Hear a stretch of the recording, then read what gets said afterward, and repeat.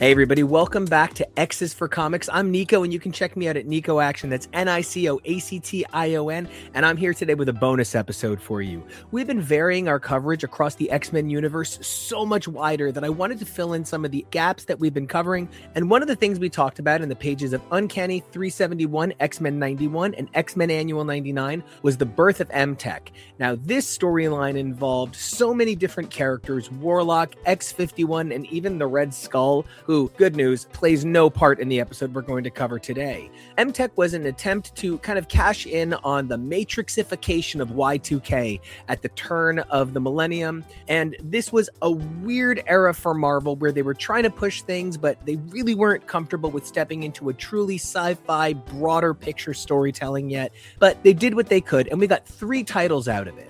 We got X-51, which ran 0 through 12, Deathlok, which ran 1 through 11, and Warlock, which ran 1 through 9. Now, no relation on the last 2 characters there, but these characters wound up getting solo titles that would both define their character for a moment, but not really move their stories forward exactly. And it all kicked off with those 3 issues of X-Men, and it brought in elements from across the Marvel Universe, including KEVO, which had been featuring Jack Truman, who would go on to be the new Deathlok, and more. So I read all of these titles to try and help fill in some of the gaps that aren't being filled in on our regular episodes to make things a little bit easier for our readers. So let's kick things off with X-51. Now, many of you might recognize X-51 from the Earth X trilogy. This trilogy was a reimagining of the future of the Marvel Universe based on the Marvel Universe of right then. Those of you who enjoyed the Eternals movie, this is where a lot of that canon came from. So it's a really fun thing to go back and read. The characters have some interesting quirks and takes. For instance, it turns out that Nightcrawler becomes Belasco and Colossus becomes Mr. Sinister because they look like them, sure. But what we're talking about today is actually X-51, Aaron Stack, who is the main character of Earth X in so many ways.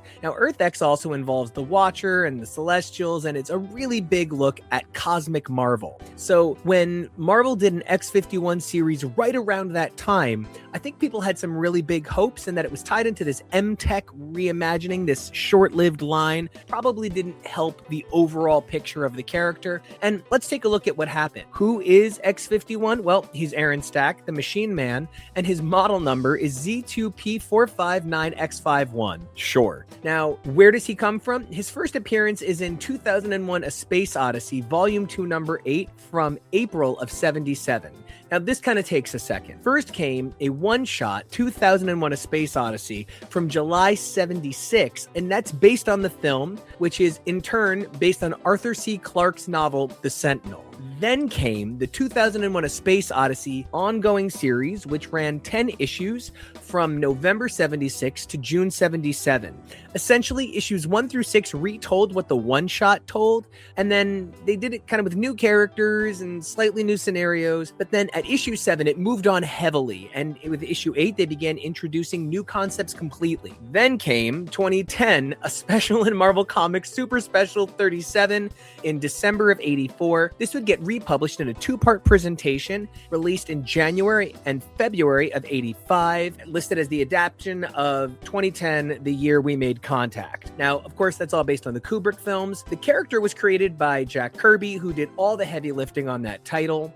Now, Aaron Stack is sort of an interesting story. He's one of many synthoids in the Marvel Universe who has feelings, who has vaguely a soul, and so much more than just your generic robot, than just your generic Sentinel type character. He has a father, Abel Stack, who not only created him, but was sort of his engineer and remains a huge element of the story, coming into play in most of his iterations. So, some major canon points on this character: despite beginning in a different universe from the Marvel Universe, the 2001 verse, X-51 began appearing in the main 616, interacting with Hulk, Fantastic Four, Alpha Flight, the Avengers, and more. After a long absence, he had 14 total appearances between 1990 and 1998. 1998, X-51 exploded back into Marvel Comics with the Earth X trilogy and this M-Tech era. He had appearances in titles like Cable, Avengers, X-Men, Thunderbolts, and more. Now, I'm not sure if the loss of interest in X-51 had to do with a loss of traction on Earth X, which began as a hit, but ultimately ended a little early as a result of falling sales. There's Earth X, Universe X, and Paradise X. I'll probably do a bonus episode on those at some point. I'm a big fan of that series, even for the ways I've already said it gets a little weird, but definitely worth the look. Now, the next major thing that Aaron Stack was a part of was Next Wave, which ran from January of 2006 to February of 2007. This presents us a dilemma. Number one, Stuart Immonen did some beautiful artwork on this title, and it's visually a book that a lot of people stem their interpretations of these characters like Monica Rambeau and Tabby Boom Boom from. The series Next Wave seemed like it was originally meant to be a regular Marvel comic, but it was revealed to have taken place on Earth 63163. This Machine Man has since been revealed to be an imposter in Marvel Comics 1001. He's notable for his violent tendencies, his aggression, distaste for humans, antisocial behavior. But what's fascinating is it's believed that the imposter actually has more appearances than X-51 proper. The imposter has about 105 appearances, with the original having 93 appearances, though it's believed that the most recent appearances in Red Hulk belong to the original. So his abilities are kind of every robot ability you can have. He can grow his body, he's got some kind of energy blast, he's got little rocket boots, he can do a little bit of everything that a super robot can tend to do in the Marvel Universe. His publishing history gets a little varied. Like I said, it kicks off in 2001: A Space Odyssey Volume 2, issues 8 through 10, from April 77 to June of 77. From there, he actually gets Machine Man, a 19-issue title that spans from January of 78 to February of 83. Kind of tells us that maybe there wasn't too consistent a publishing schedule. The Earth X trilogy runs an unbelievable number of books. The original series is 0 through 12, a 1/2 issue, an X issue, and this is from January of 99 to April of 2000. Universe X is from 0 to 12, X4, Cap, Beasts, Iron Man, and then an X issue from July of 2000 to August of 2001, capping off with Paradise X, which runs 0 through 12, Heralds 1 through 3, Zen, Devils, Ragnarok 1-2, an A issue, an X issue, and that's February of 2002 through July of 2003. That ultimately gives us X-51's solo series, Volume 1, 0 through 12, which kind of falls right in there, running from May of 1999 through May of 2000. Now, the background to make this all work isn't just the M-Tech Preview 3 issues. During Operation Zero Tolerance, this was a major attempt to curb the power of mutants in the Marvel Universe post-Onslaught. This was an attempt to kind of make the X-Men enemies of humanity again after the Onslaught event represented the potential death of all things, so all heroes were kind of working with the X-Men. During this run, Bastion, who first appeared in Shadows in March of 96 in X-Men 52, but then came into full fruition in Uncanny X-Men 333 the next month, he began a governmental program to commit genocide against all mutants. And then in a 2-issue annual arc, it's Cable, Machine Man, and then Machine Man, Bastion. From earlier that year, it's revealed that Bastion is actually Master Mold / Nimrod, who had been pushed through the Siege Perilous, spitting him out in the past, where he was adopted and grew up to be an anti-mutant extremist. And that 1998 annual came after Operation Zero Tolerance, and it seems like it was meant to give a little bit more perspective on these characters and help kind of flesh out this very dark story. Now, the number of creators on this run is incredible. We have Michael Higgins and Carl Bohlers on writing, Pascal Ferry and Joe Bennett on pencils, Andrew Petboy, Slick and Bob Wiacek on inks, Steve Bucalato, Mark McNabb, Matt Higgins, Benchmark Productions, John Calise and Mark Bernardo on colors, and letters by Benchmark Productions. Now, this series focused on rebooting X-51 and kind of bringing him into not just the Marvel Universe, but maybe a little bit more tightly the X-Men sphere of things. He came up against a number of incredible X characters. The Brotherhood of Evil Mutants featuring Mystique, Blob, Pyro, Mimic, Toad, and Post, the Onslaught Herald. It also sees Peter Gyrick and Val Cooper, two major governmental X-Men characters, as well as Sebastian Shaw and Sage as Tessa just before she joins the X-Men. Kind of a fascinating little place to dial into her. The Avengers themselves also appear here, with Firestar, Justice, and Vision showing up, plus mainstay villains like AIM and MODOK. There's also this significant appearance from the X-Men during the Apocalypse the 12 arc. You can check out our coverage of that here on the website. Check it out at X's for Comics if you're checking it out on podcast, or X's for Show right here on YouTube. Now, the solicit for this specifically says, what happens when X-51's robotic systems, corrupted by Sentinel programs, compel him to respond to the X-Men with unbridled violence? Will Wolverine, Shadowcat, Psylocke, Angel, Jubilee, and Nightcrawler... What team is this? How will they deal with the massively enhanced Machine Man? Well, I gotta tell you, it's not a crazy arc, and it's a pretty short issue. It gives you everything you might expect, and it's very obviously just meant to pull up the sales on this book. It doesn't tell us too much about either X-51, who's not behaving like himself, or the X-Men, so it's not really a necessary issue for anybody either way. So many of the stories in this book seek to either rehash X-51's origin, or they just kind of extend the run a little bit. The first issue, issue 9, and the finale all feature his origin in one way or another. Issues 10 through 11 see Aaron fighting against a MODOK-enhanced group of basically evil bikers. Not really memorable. The main villain, Zero, is an earlier X-51 model who was repurposed by Gyrick to track X-51. He ultimately goes rogue, then begins to work with AIM and MODOK before turning on them. Zero strikes out against all humanity, becoming corrupted the way previous X-51 bots had,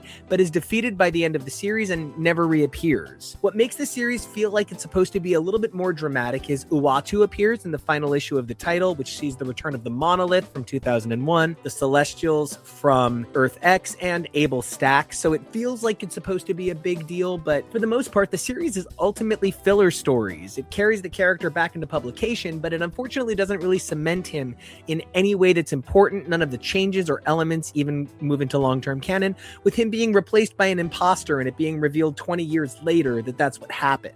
I don't really think this is required reading. Of the 3 M-Tech series, it is a strong second place, but in and of itself, it doesn't do a lot. There's a complicated nature when it comes to characters like X-51, who is often loved and remembered more for what he represents than the actual stories. Then it's not really the balance you're looking for.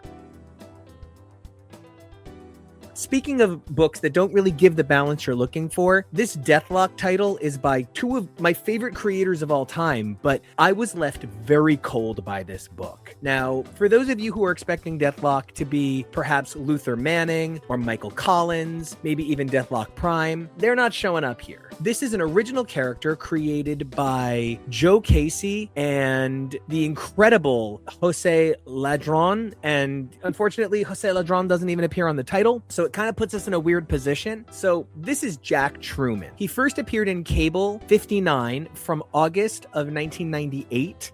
He's a S.H.I.E.L.D. agent who Cable goes up against, and he first appears as Deathlok in Deathlok #1 of this series from July of 1999, and nearly all of his appearances are written by Joe Casey, including his only 4 appearances after this in his miniseries Vengeance, which is an interesting book to check out. It's one that I think is worth discussing. I don't know if we'll do a bonus on it, but it comes up at some points in canon. It's got some interesting characterization.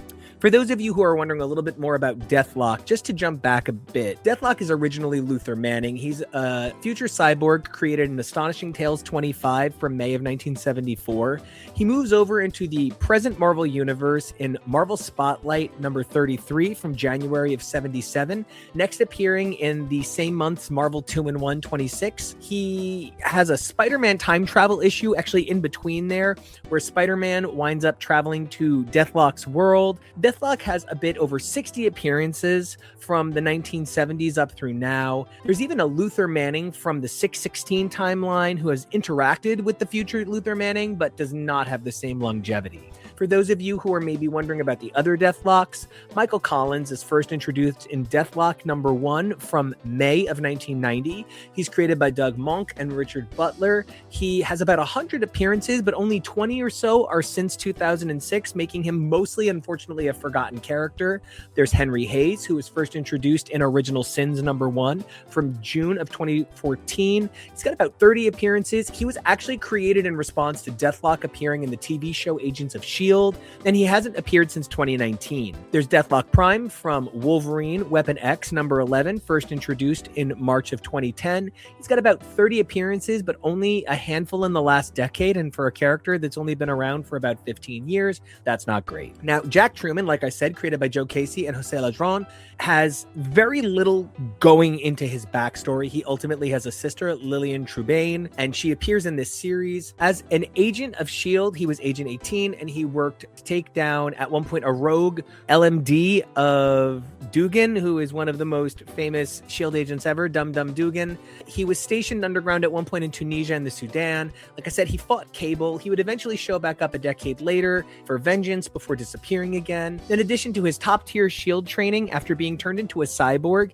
he has the ability to transport his brain into others. It's unclear and it's kind of odd. It's not really used, but it comes up in a weird way at the beginning. Now, this is technically Deathlok Volume 3. It runs 11 issues from July of 99 to April of 2000, and the background really does not help this book. The birth of M-Tech is just sort of happening, but it kind of has nothing to do with this. The M-Tech era kicked off with that Uncanny and X-Men and annual kind of celebration three-parter to get everybody going, but nothing really homogenizes for this title because that's over in Cable, which, again, written by Joe Casey, but not drawn by Leonard Manco. Now, Leonard Manco would go on to do significant runs on Hellblazer with Mike Carey, one of my all-time favorite comic books ever, and one of the best runs on it by far. Joe Casey writes titles all over the Marvel Universe throughout the characters' histories. He has done X-Men, he has done Avengers, he's done some Spider-Man, he did Last Defenders. He even recently did a short run on Weapon X, so he's kind of touched a little bit of every part of the Marvel Universe, including Spider-Man, but this maybe doesn't reflect that expertise. This spins out of his run on Cable at the time, and I can kind of see where it's meant to connect. M-Tech had things like Bastion and Machine Man, and this character Jack Truman, creating a holistic picture of a very Y2K technology, the Matrix kind of world for the Marvel Universe. It has a lot of the same energy, attempting to copy the conceptual identity of the Vertigo line, but it's not willing to go the places Vertigo is with a reckless abandon for the future of a character. Vertigo was willing to take big chances because it was Vertigo, and when a character's Vertigo version didn't work out, you just got back their DC version and it was fine. Marvel wasn't really willing to do that with M-Tech, and the books didn't even homogenize well. X-51 feels very 70s, and Warlock feels very 90s. This just feels very tech crazy at points. Now, the number of creators on this book gets a little bit wild. Joe Casey wrote the whole thing. The pencilers include Leonard Manco, Eric Canete, Matt Smith, and an unbelievable appearance in the penultimate issue from legend John Buscema. Unreal that he comes in to draw this book, and you can sort of see from his issue alongside Tom Palmer, where guys like the unbelievable work that would go on to be throughout Vertigo in the 90s, those creators, they really drew their inspiration from. It's incredible. You can see where Steve Dillon's work on Preacher is referenced on John Buscema's work here. It's amazing. The inkers include Leonard Manco, Armando Durfee, Rich Parada, Richard Case, Tom Palmer, as mentioned, and Bill Sienkiewicz, pinch hits, doing some inks on the final issue. Amazing. The colorists include Mariana Sanzone, Rick Taylor, Jason Wright, Gregory Wright, Mark Bernardo, and letters by John Babcock, legend Chris Eliopoulos, and VLM. I want to say, though, real quick, if you're looking at this on Marvel Fandom, the creator credits are wrong. You can even see from the cover of issue 4 that it's not done by Manco. And while I do feel that Eric Canete does a really great job, you can definitely feel that it's not Manco when you read that issue. So when you get your hands on it, you'll see that, unfortunately, the creative credits online are a little bit wrong. And speaking of kicking off kind of wrong, the title kicks off with a short arc that is so disconnected from the rest of the series. Jack wakes up in the body of an 8-year-old boy, Billy Bailey, the son of S.H.I.E.L.D. agent Ted Bailey. Now, these characters are created just for this arc. Utilizing his S.H.I.E.L.D. knowledge, despite realizing he is in the body of a child, Jack is able to take down a small cadre of S.H.I.E.L.D. agents, and it just reads really uneven, and that it doesn't matter to the rest of the series other than his brain can bounce between bodies, and it only comes up again in the final issue. It just feels like a plot thread that should have been utilized more thoroughly if the book had run longer, but unfortunately it didn't. The major run here involves a political candidate, Martin Trawler, who is actually the ringmaster of the Circus of Crime, who manages to hypnotize Nick Fury. The fuck that happens. Another storytelling strike that kind of tells us that S.H.I.E.L.D. training doesn't do a whole lot. I personally believe that S.H.I.E.L.D. agents should be a little bit better than being taken down by an 8-year-old child, but I especially believe that Nicholas Joseph Fury should be better than that, right? Nick Fury comes off a little bit out of his league here, which does not make any sense to me. The Clown is actually another major player here. Like, it's the Clown of the Circus of Crime, Hulk villain from time to time. He gives Jigsaw meets Punisher energy, and he doesn't really manage to do much with either or for the characters. The inconsistency of the art also really hurt the title a lot. It felt so broken up to read it straight through. It was very uneven. I would have wanted the same art throughout, and while none of the fill-ins are less than quality, they disrupt the vibe heavily. It's a really tough situation where you're talking about a book where Buscema art doesn't improve things. And then the whole title just kind of comes to a massive conclusion where they manage to defeat the Circus of Crime between Nick Fury and S.H.I.E.L.D. working with Jack Truman, who sometimes feels like a background character, and they take down Martin Trawler before he can take over the entire country. And we never really understand Jack, and he just winds up in the body of another S.H.I.E.L.D. agent through his ability to transport his body.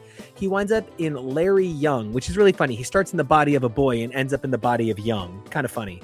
The ongoing threads here feel so disconnected from the opening arc. There are interesting attempts to move into some high-concept comic ideas, drawing from a lot more exciting counterculture ideas that aren't superhero adventures, but the inability to frame that out really leaves the series feeling kind of flat. The series is ultimately really disconnected from a lot of the storytelling of classic Deathlok, and notably it lacks a hero of color in the main role. At this point in comics history, even more than we face now, there was a lack of diversity in leading roles, and Deathlok being a character who was not always represented as white kind of meant something, and so it feels a little flat. The reimagining of Deathlok as a high-concept cyborg, sidestepping the heavy weight of 1970s sci-fi, it feels very un-Deathlok in some ways, and while that can be enjoyable, it doesn't really cement itself as the characters we need here. There's a lot more high-quality material from the major creators on this, whether it's Hellblazer by Manco, or Casey's Cable, or even his super controversial Uncanny X-Men run.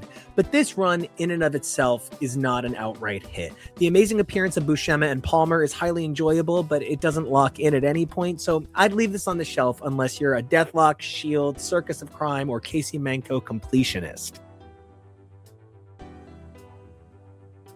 However, the outright success of this series is definitely Warlock. This was such a fun title. It's 9 issues, it reads quick, and it reads high energy. Now, we're talking about Warlock, not Adam Warlock, just to be clear there, even though they're both a Warlock with a Magus, not the same thing. So who is Warlock? That's going to take a little bit of explanation here. Now, at this point in history, Warlock is, of course, Warlock introduced from New Mutants 18 in April of 1984, but in some ways, at this point, he's also Douglas Ramsey, or Cypher, who had been introduced in New Mutants 13 from November of 83. Now, Warlock is properly created by Chris Claremont and Bill Sienkiewicz. His full name is Warlock, and his family is mostly his father's sire, the Magus. He has a sibling named Glitch, but we kind of need to get into a bit of the history here. Warlock is an alien from Kvetch, a planet inhabited by the Technarchy, which are essentially lethal to humans by their physical nature. Extended contact can transmit the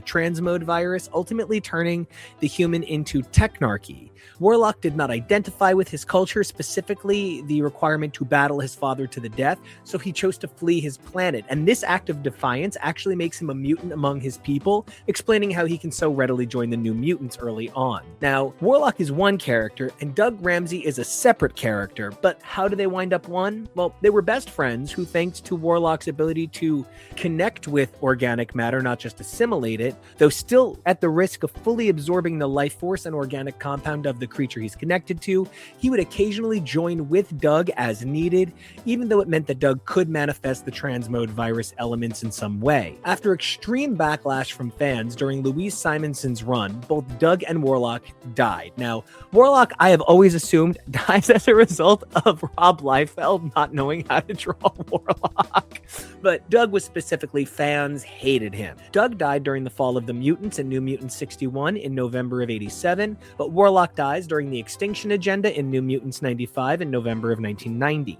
In X-Factor 62, that same month, Warlock's ashes are spread over Doug's grave, leading to a spark that maybe something happens. In March of 1994, in Excalibur 77, a being expresses being technarchy, but having the memories of Doug Ramsey, and this new creature ultimately comes to be known as Deathlok during the Phalanx Covenant crossover, after which Deathlok/Warlock joins Excalibur, the Muir Island X-Team that had originally been London's X-Team, but moves to Muir Island after Captain Britain becomes a less central character.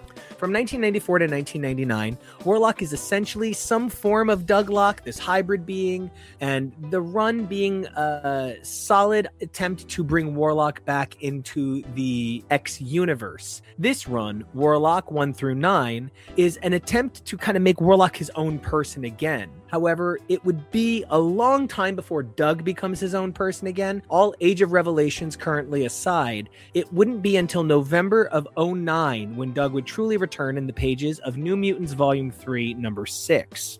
Warlock has unbelievable powers: energy absorption, transformation, shape-shifting, flight. He has technological ability to interact with other machines. He's an incredible creature. And despite this, he's actually the first New Mutant to get his own series. And this series was, of course, 1 through 9. As I mentioned, it ran 9 months starting in August of 1999. But it's actually Warlock Volume 5 because Adam Warlock had had several runs in Cosmic Marvel a little bit before this. So to jump back a minute, the M-Tech kickoff that had begun with those 3 issues of X-Men had Deathlok controlled by the Red Skull, and he was of course freed because that's a terrible character to be connected with. But like I said, he's the first major New Mutant to have his own series. He had also been featured in the Fallen Angels miniseries, and while Magic had had a miniseries, it was a mini, not an ongoing, and Cable, while having an ongoing series, was never a member of the New Mutants. He was their mentor. Speaking of teammates, this run had some amazing creators on it. Louise Simonson, industry legend, X-Men mainstay, and visionary for what the X-Men would become, ran all 9 issues. Pasquale Ferry did all 9 issues as well as penciler. The inkers include Mark Morales, Al Milgram, and Henry Calendario, with Steve Oliff on colors and letters by John Costanza and VLM. Now, the title kind of pushes off from the standard expectation of Warlock. It kicks off with a character named Hope, a young woman trapped by Project Mainspring.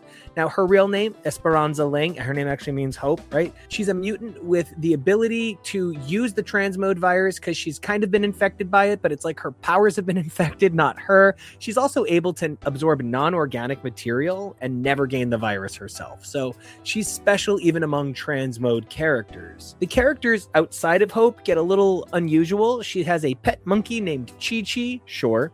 Then there's Simon, a member of the Psi Corps. He's a telepath. The Psi Corps are telepathic soldier cops. They find themselves under attack by the Gatekeepers, who are no relation to the Gatekeepers from Excalibur, I know. Mainspring himself, the main character of their project, does not present much of a character despite massive motives and big moves. He's a cyborg who ultimately gets his hands on Bastion, his head actually. There's your M-Tech connection. He reprograms Bastion's head, transforming him into the new character template by merging their systems, but ultimately the plan fails and Mainspring rips out his own heart to cut off Template's power supply to shut Sebastian down. It gets a little big, it gets a little out of control, and what doesn't help at some points is that there's a number of major guest stars. Iron Man, Mole Man, Psycho Man, Spider-Man, a lot of man, Kitty Pryde, Wolfsbane, and a pre-Krakoa Moira McTaggart. The reality here is that Warlock himself is a hard character to give a unique defined character to, so it feels like we're just kind of trying to fluff it out with other characters, but the book itself is still so much fun. Now, the final issue actually pays off years of storytelling and sees a significant showdown between the Magus and Warlock, which is a very 1980s ending where they put a bit of humanity into the Magus, which kind of messes with him and causes him to fly off. This book has a lot of short arcs, which makes the title easy to digest, but a bit underwhelming at times, especially since so many of the villains aren't long-term or significant to the date. There's a lot of integrity here to the writing and to the art and to the overall spirit of the book. It is significant that the writer is someone who wrote Warlock back in the day when he was alive, and he's, kind of trying to find his place in the Marvel Universe, and so it's great that she's the one to bring him back to center. The other thing that winds up happening with this title, like the rest of the MTech titles, is that their stories wind up feeling like wiki fodder, and yet so many of the wikis don't even have a very complete record of the stories, and a number of these books still aren't on Marvel Unlimited. I think the biggest struggle that this title faced is that Warlock himself isn't a strong candidate to be the protagonist. He's so fun and he's abstract, but he's a struggle to command a title, which is where a lot of the side characters wind up being super required. Spider-Man, Kitty, the Avengers showing up, including Iron Man, Scarlet Witch, She-Hulk, Triathlon, Warbird, Hawkeye, Wasp. These are necessary characters to drive the title forward. This title is definitely not a skip, but it's tough to see how much it can really influence the characters, especially in a post-Age of Revelation world where things are very different for Cypher now, for the ways he connects to this. MTech itself is a great experiment, and it's a lot of fun because it's an attempt to take an idea and turn it into a line. Unfortunately, ideas like this do wind up pretty costly, and this is 33 issues that don't really say anything. It's 36 if you include the 3 issues that kick everything off. You could throw that all together in an omnibus and sell it, but I don't think a lot of people would be buying, unfortunately, especially for how disconnected the 3 titles are from one another. The attempt to have X-51 interact with the X-Men during one of their, at that point, largest crossover events ever, Apocalypse the 12, doesn't do enough to really pull the book together. And alas, other than some brief references to Warlock's time here that would come later, there's not enough to really influence that either, despite amazing creators working on these. It's important to remember that not every time that the Marvel Universe attempts to put something out there, it works. Please see our enormous coverage of the unbelievable MC2 line. Now, we loved that. TK and I, to this day, reference Spider-Girl stories all the time, but they still didn't do enough. But when you see how those things can come to influence things later, how J2 can be seen in, the new Kid Juggernaut, how that is a major influence on a lot of people to believing that Juggernaut could become a good guy. It's possible to see where those connections do wind up becoming important. Unfortunately, this just ain't it. As much as I had a great time reading these, and I look forward to bringing you guys more bonus episodes on topics like the Fabian Nicier's A Gambit series from 1999, Bishop the Last X-Man, Eric Larson's Wolverine, Cable by Joe Casey, and even Mutant X in its entirety, and more. It feels like oftentimes when Marvel takes a big risk, the greatest value is the lesson we learn. And here the lesson we learn is if you're not willing to go all in on a vibe and have everything be cohesive, it's really not going to pay off. So I want to thank you guys for joining me for this amazing bonus episode. Whether you're listening on the podcast, X's for Comics, don't forget to like and subscribe to the feed, or you're watching this here on YouTube at X's for Show. Like, comment, and subscribe so we can follow you back. We are definitely trying to bring you guys more comics coverage throughout 2026, so keep your eyes peeled and your ears open so that we can get this to you guys. I'm Nico Action, NicoAction. Don't forget the music in the background is Nico Action Music, NicoAction MUSIC. 3 things you guys can do for me, though.